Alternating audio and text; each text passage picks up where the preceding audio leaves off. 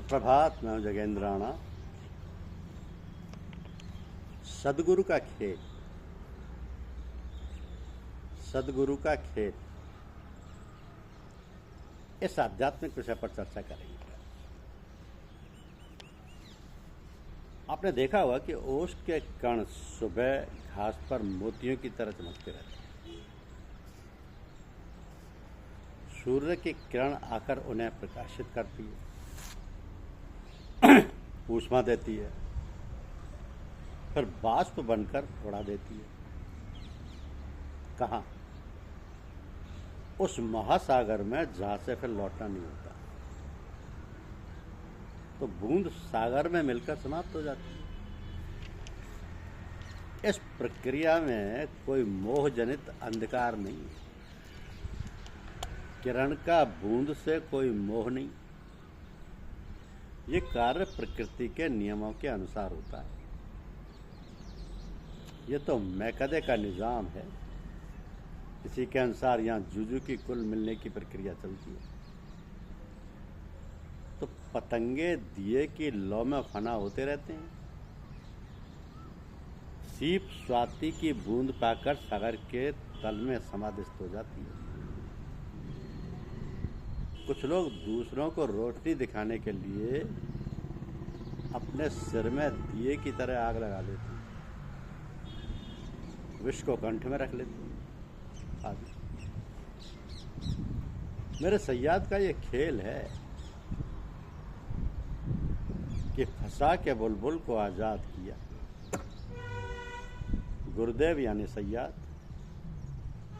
चिड़ियों को पकड़ते हैं, कैद करते हैं और राम नाम सिखाकर आजाद कर देते हैं। ये उनका खेल है। उनके पास वो मणि है जिसको जीभ पर रखने से भीतर व बाहर उजाला हो जाता है। ये फंसाने का कार्यक्रम, चिड़ियों को पकड़ने का कार्यक्रम अनादिकाल से चला आ रहा है। कृष्ण गोपियों व ग्वालों को राम नाम सिखाते हैं और राम बंदर व भालुओं को राम नाम सिखाते हैं। सिखाकर उनसे आदमियों का काम लेते हैं। तो जब किसी के पास कोई बहुमूल्य चीज होती है और उसकी प्रचुरता होती है तो वो उसे दूसरों को बांटना व देना चाहता है। जब गाय के पास दूध हो जाता है तो बछड़े को ढूंढ लेती है। जब क्षमा रोशन हो जाती है तो पतंगों को ढूंढ लेती है। जब फूल में गंध पैदा हो जाती है तो वो भंवरों को ढूंढ लेता है। जब ज्ञान पैदा हो जाता है तो वो जिज्ञासुओं को ढूंढ लेता है। ये क्रम प्रकृति के शाश्वत नियमों के अनुसार चलता रहता है। जैसे कोई धनी व्यक्ति हो तो वो किसी निर्धन को अपनी संपत्ति में से कुछ धन देकर व्यापार करा सकता है। वैसे गुरुदेव अपनी साधना की पूंजी में जो मणि, रत्न तथा अन्य दुर्लभ व बहुमूल्य चीजें होती हैं उन्हें दूसरों की झोली में डाल देते हैं। इससे ना तो धनी का धन घटता, ना गुरुदेव की महानता घटती है। वो तो और अधिक चरमोत्कर्ष पर पहुंचती है। यह उनका स्वभाव है कि वे अकारण ही दूसरों के रास्ते में आकर उन्हें चौंका देते हैं और उनका मार्ग बदल देते हैं।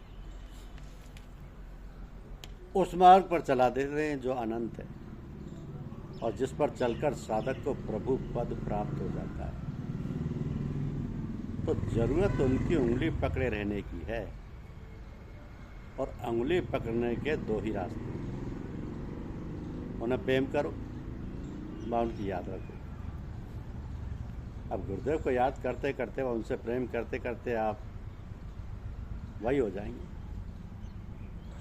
दो ही रास्ते हैं वफा के, आजमा के देख लो।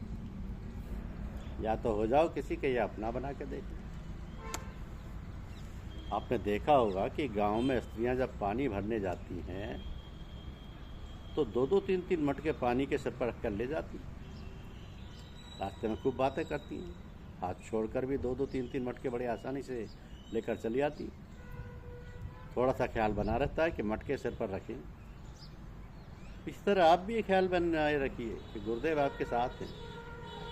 आप खूब बातचीत करें, दुनियादारी निभाएं, लेकिन जो पूजा का गुरुदेव की याद के मटके का ख्याल बनाए रखें। जब गुरुदेव के पास जाएं तो उन्हें मटका दिखा दें। यदि वह खाली हो तो केवल अहम ही भरा हो तो उनसे प्रार्थना करें। यदि वह खाली है या केवल अहम ही भरा हो तो उनसे प्रार्थना करें कि वो उसे साफ करके उसमें गंगा अवतरित कर दें। ये उनके लिए एक साधारण सा खेल है। ये उनके लिए एक साधारण सा खेल है, लेकिन आपके मन में क्या है ये आपको मन देखना होगा, क्योंकि मन की 3 अवस्थाएं होती हैं, चेतन, अर्धचेतन और अवचेतन। अब चेतन मन तो सामान्य मन है, वो जो दिखाई देता है वैसा ही देखता है। संकल्प विकल्प भी यहीं उठते हैं। वह मृत्यु, रोग और दरिद्रता देखता है और उस सबकी छाप यही पड़ती है। अर्धचेतन मन केवल बिजली जैसी शक्ति है, उसकी कोई दिशा नहीं।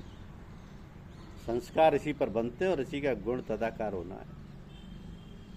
तो मनुष्य जो कुछ कल्पना करता है, महसूस करता है, सोचता है, इसी पर अंकित हो जाता है। अवचेतन मन भगवत मन है, या कहें कि ब्रह्मांडी मन है। प्रत्येक मनुष्य में यह देवी योजना रहती है, इसी मन को प्रकट करना मनुष्य की सच्ची नियति है। यही अनंत चेतना प्रत्येक मनुष्य में रहती है। सारे दुख और निष्फलता की जड़ इससे अनजान रहने के कारण कहा जाता है कि ईश्वर का राज्य मनुष्य के हृदय में है। वो यही मन है। ये राज्य अच्छे विचारों और दैवीय योजनाओं का प्रदेश है। निरर्थक खोटे विचारों और शब्दों द्वारा ये जीवन का खेल बहुत भयंकर बन गया है। अपने रोजमर्रा के क्रियाकलापों और संघर्षों में मनुष्य अपनी नियति से अलग थलग पड़ गया है और भंवर में चक्कर लगाने भर को ही प्रगति मान बैठा है। इस हलचल में इच्छाओं की आंधी में अंतरात्मा के स्फुरण का अनुसरण करने की किसको फुर्सत है। मानव के मार्ग पर सदा विपुलता और भरपूरता रहती है, किंतु उसका आविर्भाव इच्छा, श्रद्धा और उच्चारित शब्दों के द्वारा ही होता है। मनुष्य सदिच्छा, श्रद्धा और सही शब्दों के उच्चारण द्वारा अपने जीवन के मार्ग को प्रशस्त कर सकता है। कई बार कोई इच्छा ऐसी आकस्मिक जीती से पूरी होती है कि हमें विश्वास ही नहीं होता, ऐसी गति से पूरी होती है। इसका कारण यही होता है कि उसके लिए सही प्रक्रिया की गई है और उसे मन के केंद्र में रखा गया। तो मानव और उसकी उपलब्धियों के बीच सबसे बड़े अवरोध शंका और भय होती है। मानव यदि होगा या नहीं कि चिंता छोड़कर इच्छा करे तो वो तत्काल पूरी होगी।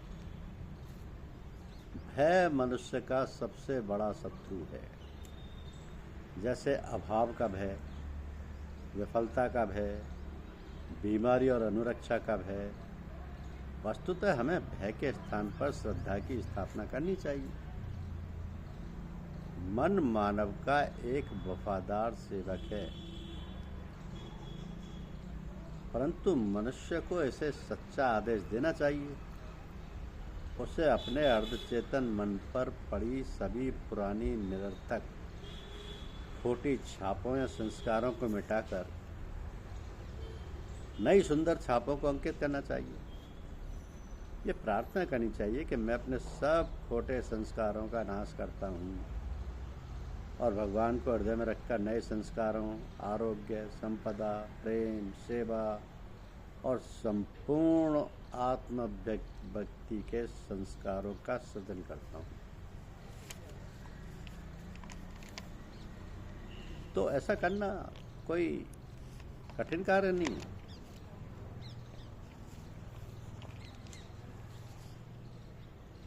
रामायण तो आप पढ़ते हैं, पढ़ने में बहुत आनंद आता है। किंतु इस ग्रंथ की गुरुता का आभास होना चाहिए। अगर गुरुदेव के कहने से महान ग्रंथ जीवित उठता है तो बार बार पढ़ना चाहिए।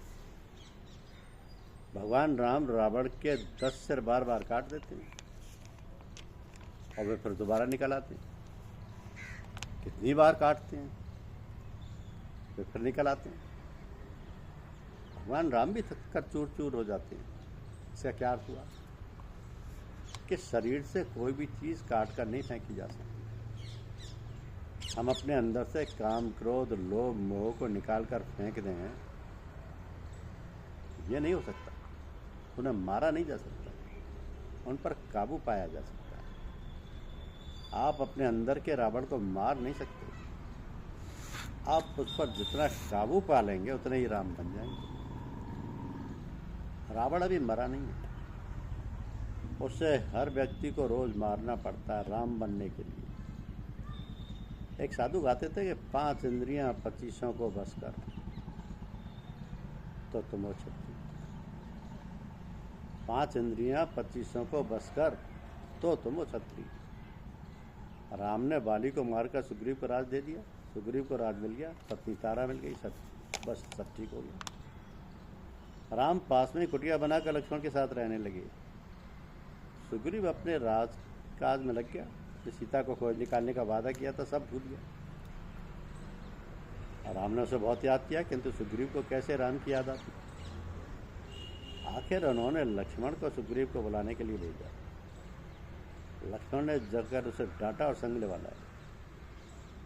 तो राम के समक्ष आकर उसने बड़ी क्षमा प्रार्थना की और कहा, महाराज जिसे मोह ना हो और जिसे स्त्री के बाण न लगे हों वो तो आप ही के समान है। बस राम इसलिए राम है कि उनमें मोह माया नहीं व्यापती, उन्हें काम, क्रोध, लोभ, मोह आदि नहीं छूटे। सब साधना इसीलिए है कि हम इन पर काबू पा लें। इसके बाद तो हम भी राम और सब कुछ राम है।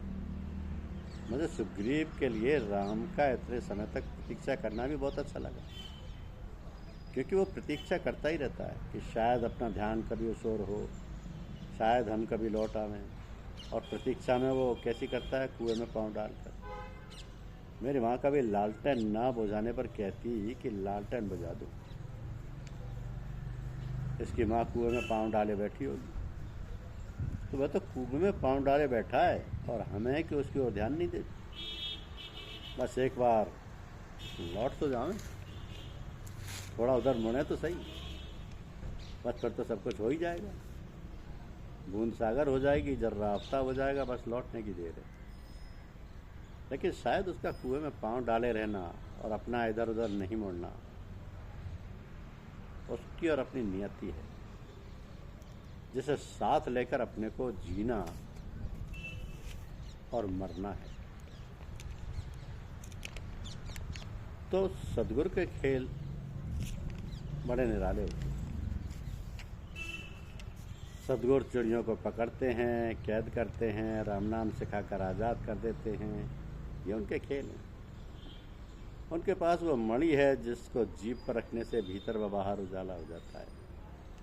यह फंसाने का कार्यक्रम, चिड़ियों को पकड़ने का कार्यक्रम अनादिकाल से चला आ रहा है। कृष्ण गोपियाँ व ग्वालों को राम नाम सिखाते हैं और राम बंदर और भालुओं को राम नाम सिखाते हैं और सिखाकर उनसे आदमियों का काम लेते हैं। जब किसी के पास कोई बहुमूल्य चीज़ होती है और उसकी प्रचुरता होती है तो उसे दूसरों को बांटना व देना चाहता है। गुरुदेव सबको राम नाम देना चाहते हैं। गुरुदेव अपनी साधना की पूंजी में जो मणि, रत्न तथा अन्य दुर्लभ बहुमूल्य चीज़ें होती हैं उन्हें दूसरों की झोली में डाल देते हैं। इससे ना तो धनी का धन घटता है, ना गुरुदेव की महानता घटती है। वह तो और अधिक चरमोत्कर्ष पर पहुंचती है। यह उनका स्वभाव है कि वह अकारण ही दूसरों के रास्ते में आकर उन्हें चौंका देते हैं और उनका मार्ग बदल देते हैं। उस मार्ग पर चला देते हैं जो अनंत है और जिस पर चलकर साधक को प्रभु पद प्राप्त हो जाता है।